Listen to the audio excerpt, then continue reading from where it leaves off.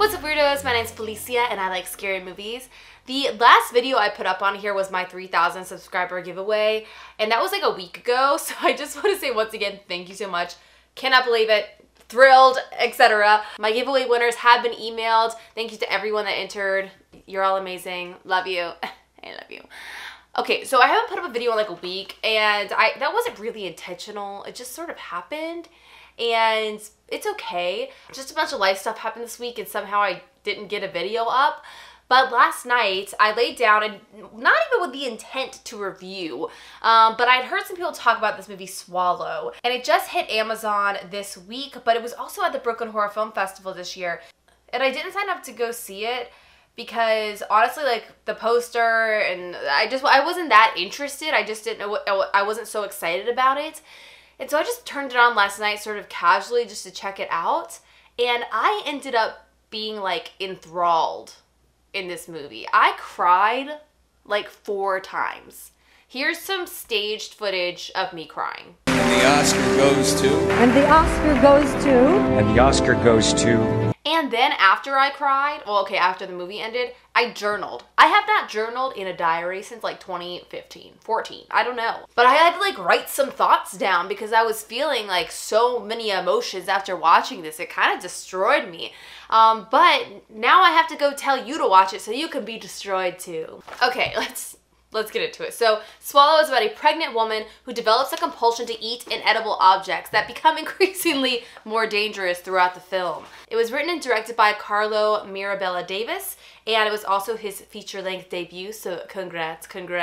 Guys, this is not a straight-up horror film. I just want to say that off the bat. If that's what you're expecting going in, it's not necessarily that. I would say it's more of a drama thriller, but it is a thriller. Like, it is a tension-filled movie. And it's funny because when I turned it on, I reread the description and I was like, oh my god, this is very, like, Strange Addiction. Like, My Strange Addiction, which I think is on, like, TLC or something. And I was like, how can this be an interesting topic for an entire movie? And I was then sent on this like incredibly emotional journey of this woman. Okay, first I just want to talk about the character of Hunter, who is our leading lady. She's played by Haley Bennett, and she just does such an incredible job portraying this woman who she's basically married into this extremely wealthy family. She's fallen in love with this guy named Richie, who's played by Austin Stowell, who does a great job of playing a very three-dimensional asshole, I'll say. Like, he's a total narcissist, but throughout the movie you can also like fully understand why she's fallen in love with him. So good on that actor. But Hunter's character, it's sort of said that she's come from nothing. She came from a family that didn't really care about her much. She found this guy that fell in love with her, and she has sort of been transported into a totally different life where she has to almost be sort of this like Stepford housewife. By signing up into this family and into this marriage, she has sort of signed her life and self away to be this puppet, if you will. And what is very clear early on is this character is so terrified of making any kind of mistake, and it's everything in the movie from like how she sets the food on his plate for dinner to how she sets the pillows on the couch. Everything in the house has to be like super perfect all the time, and whenever she does anything that displeases her husband, you can see how it just like crushes her, because this is sort of all she lives for now, is to please, is to make her husband and his family happy. And there's even conversations with the other family members with her where it's clear that they are like, oh wow, you really lucked out by meeting Richie. You really lucked out by getting into this family, or else you would be nothing. And so she is in this position of being terrified of losing everything and having nothing. And then at the same time, you can tell that through this, she has lost almost all sense of self and like even like her personality. Like the first few scenes of the movie, she seems like there's like nothing going on. Sort of in that Stepford wife, just like, I'm smiling and everything's fine. I'm smiling and everything's fine. And you're like, I don't think everything is fine. And it's not. It is not fine. And so you have this character, and the movie is set in this very like contemporary glass house. And I even wrote in my notes glass prison because that's really what it feels like. Even the way the cinematography in this movie, by the way, is absolutely beautiful. And the way it is filmed from the inside and the outside of the house, you really get this sense that she is stuck there. She only leaves if the husband is taking her to a party where she needs to go play her wife character or whatever. But throughout the day, she is just stuck in this house all day, every day. And then she gets pregnant, and everyone is so pleased with her, okay? So that's one thing. Everyone is so happy that she is pregnant because she has really truly done her job at that point, which is, you know, by continuing the line of this wealthy, prominent family. And so she is also thrilled that they're so happy. But one day, she gets to looking at a marble.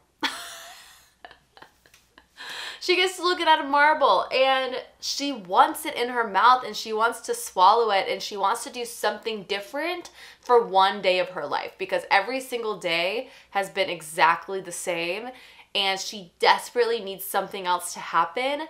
And so she develops this compulsion, which at first seems totally insane. And it does. It seems just awful.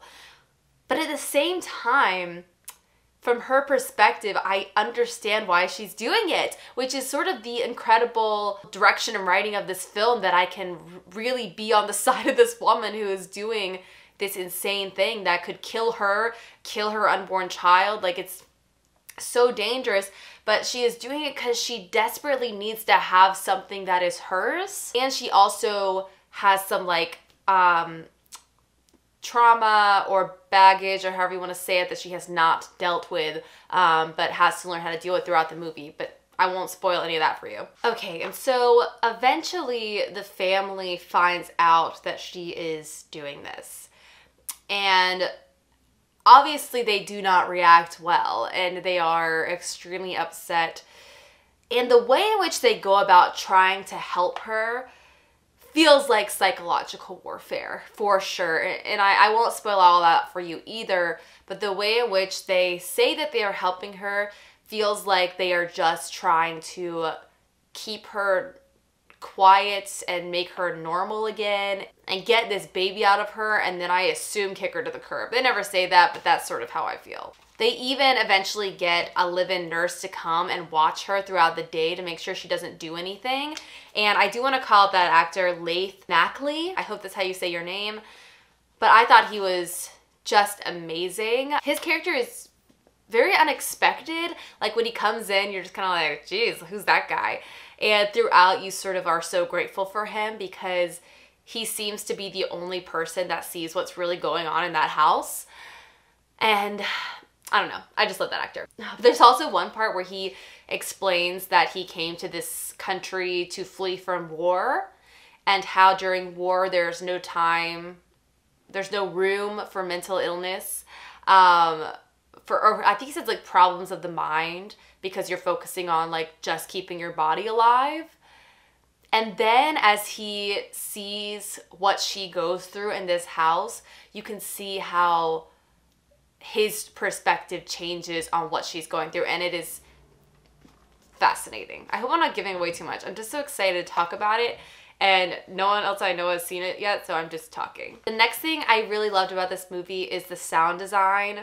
And I don't mean the score, I mean like the sounds of ice in a cup, the sounds of someone chewing, the sound of someone breathing. Like, there's something about how this movie is mic'd or something that feels like that glass house thing again, where it's like one wrong movement in the house and anyone can hear it. It feels like the character is like walking on pins and needles, and like she has to be so careful with every single thing she does. And the sound design really makes me feel that.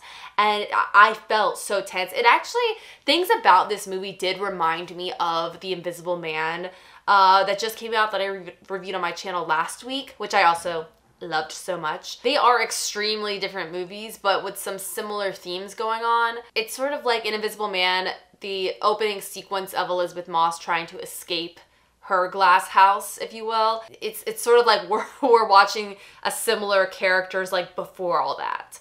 while she's just there going through it, which is it's really interesting. And the last thing that I'll say that I loved about it is the ending, but I cannot spoil it for you because I will not do that because it is so good and so emotionally wrecking. But I will, I guess, clue you in to sort of the last moment of the movie after sort of the plot of the movie ends, and it's the ending credits where we have this sequence of all these women going in and out of the bathroom at a mall, like just stalls, and we have that going on for a long time, and that is one of my favorite things I have seen in a film. It's such a simple choice, but it is so huge because it has this understanding that you do not know what's going on with anyone around you at any time. Like, if you think about walking through a mall and the amount of like trauma and baggage and also joy and life that is in every single person around you that you will never understand because you're only inside your own version of yours. And something about that bathroom segment at the end, it's just over the ending credits, I was like, I felt so understood as a person, and I felt so opened up to understand other people. I don't know. I just thought this was an amazing movie. Damn it. I just thought, especially as a feature debut, like someone's first full-length film, it just feels so precise. Like every single thing in the movie feels so like a strong, intentional choice, and I loved it. I don't have anything to say that I didn't like about it because I loved every moment of it. So that's my review. I hope you will watch it. It's on Amazon. I highly recommend you check it out. Once again, it is not a straight up horror movie. There is not a bunch of, you know, killing and blood and guts. It's not like that. It is full on like a psychological thriller, and it is intense. So I hope you'll check it out. Let me know if you do down in the comments, and I will link the Amazon link down below for you if you want to rent it. But thank you all so much. I really appreciate you all being here. Truly, thank you so much. I hope you all have a very nice scream. Bye.